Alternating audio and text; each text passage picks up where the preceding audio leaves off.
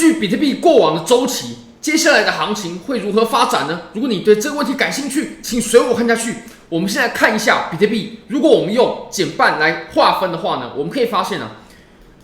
我们先把我们之前在减半期之前的一段时间呢，都给标示出来，白色线就代表着减半期。那我们画出了连续2轮的减半的时间点。我们下一次的减半呢，大约会在2024年的4月左右。那根据目前呢，其实区块产生的速度呢是有变快的，至少比大家预想的快。那原本呢，大家认为会在4月中，那现在根据现在区块出产的速度呢，很有可能我们会在2024年的4月初，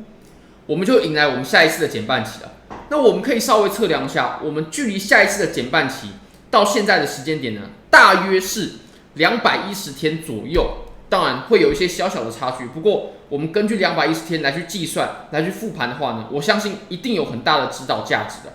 好，那我们要知道这一段行情怎么走呢？或者说它可能怎么走？我们不妨就稍微复盘一下啊。我们在减半期之前的210天，我们都走了什么样的行情呢？其实我们也不难看出，除了312的这一次黑天鹅事件之外，当然那次是由于新冠疫情的影响嘛，然后所有的金融市场的所有的标的，它都受到了程度不小的冲击。尤其我相信大家还记得美股都还历历在目。如果我们撇除这一次的黑天鹅事件呢，那其实其他的行情呢，它就是在走震荡而已，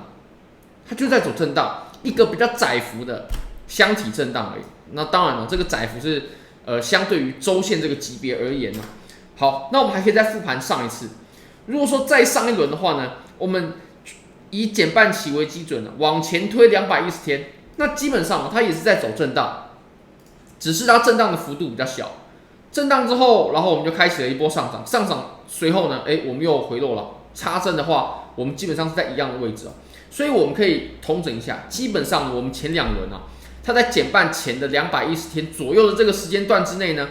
我们的行情它就是在走震荡，就是在走震荡。甚至如果我们就价位来看的话呢，其实我们当前的盘面当前的价位呢，我相信会跟我们到时候减半的时候的价位呢，会是相去不远的，就在这个价位左右，可能就在26000附近左右，然后我们会在这个位置呢，震荡。如果按照之前的行情的话，前提是没有黑天鹅事件所以以当前的盘面其实在趋势来看，我会认为走震荡的可能性呢是比较大的。但是如果我们切小级别，或者说我们从其他的层面来看呢，从技术的层面来看呢，其实走空头的可能性，比如说震荡下跌这种可能性呢，目前看起来是比较大的。怎么说呢？好，我们现在看一下 DXY 吧。那 DXY 它是美元指数，美元指数呢跟比特币的行情，或者说跟美股的行情它大致上是呈现反向的相关，而且相关性呢非常的强。怎么说呢？当然了，相关性是取过绝对值的嘛，所以正相关跟这个逆相关呢，它的绝对值高，相关性高，就代表说，它们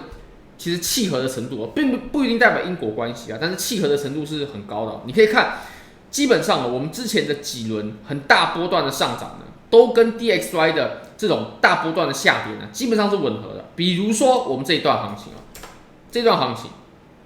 DXY 它产生了比较猛烈的下跌，还有这一段行情 DXY 也是产生了蛮大幅度的回落的，还有我们前面的这一段行情那我们可以来稍微的比对一下。那当然我们现在是来到了趋势线附近，这个我们看图也可以很明确的看出来不过呢，我们来复盘我们这一波的下跌呢，它的起点是在5月底，终点呢在7月中。5月底到7月中，比特币它走的是哪一波行情呢？其实就是这一段5月底就在这个位置到7月中，就是这一段上涨，它刚好就是 DXY，也不是刚好，它的相关性是很高的，就是 DXY 它走下跌的行情。好，那我们再来看一下DXY 走这一段下跌的时候呢，它是从3月中上旬一直走到4月中旬。3月的中上旬，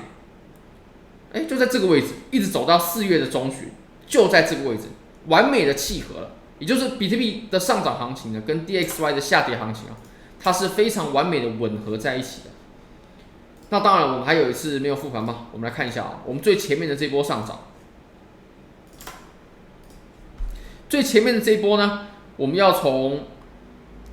2月结束是在2月，那起头呢，我们要从9月、10月、11月如果说我们要从比较猛烈的下跌应该要从11月这个地方会比较合理11月初一直到2月底的这个2月初的这个位置，那我们来复盘一下比特币当时走的行情呢，基本上11月初就在我们最底部的地方嘛，然后一直走到大概2月中2月初、2月中的地方，也就是我们前面这波行情所以比特币跟 DXY 呢，它是高度相关的，而且它是反向的这种相关的。那我们现在又来了，如果说呢，比特币它要见到一个暴跌的行情的话呢，那我相信 DXY 它就会突破我们这条趋势线，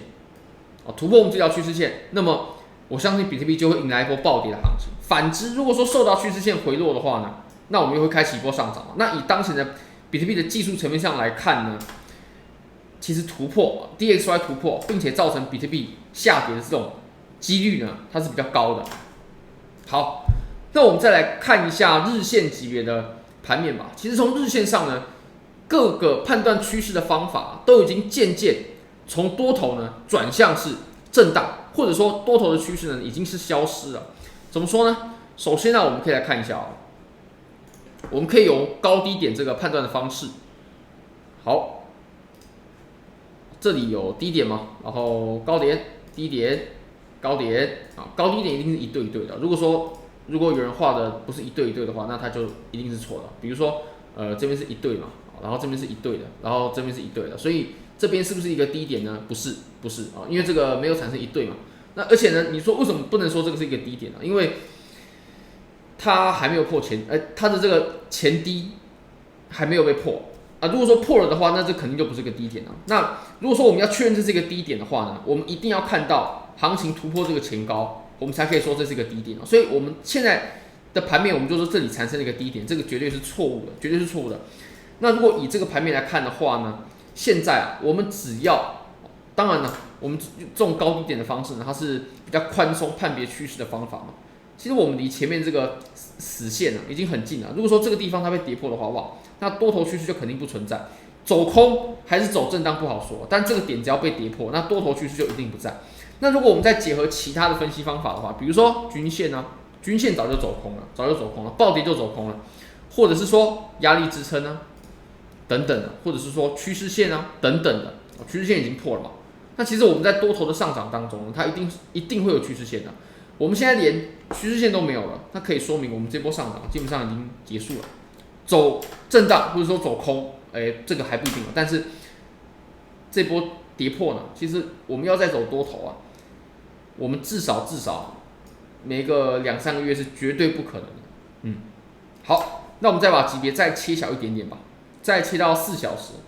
从4小时我们可以来看到，它其实反弹的程度呢非常的薄弱，非常的薄弱。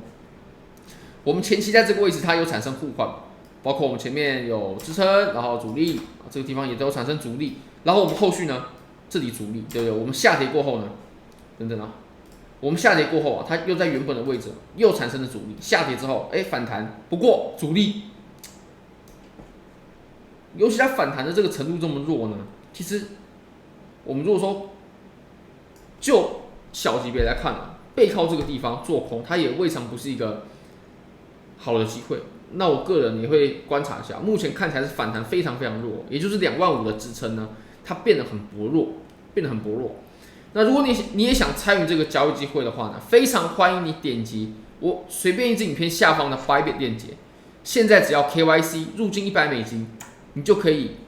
免费获得$1000价值的比特币合约仓位，你可以选择多单或是空单，选择之后呢就会帮你开好，赚钱的你可以提币走，亏钱的也没关系，因为这本来就是赠送的仓位。非常欢迎各位可以帮我的影片点赞、订阅、分享、开启小铃铛，就是对我最大的支持，真的非常感谢各位，拜拜。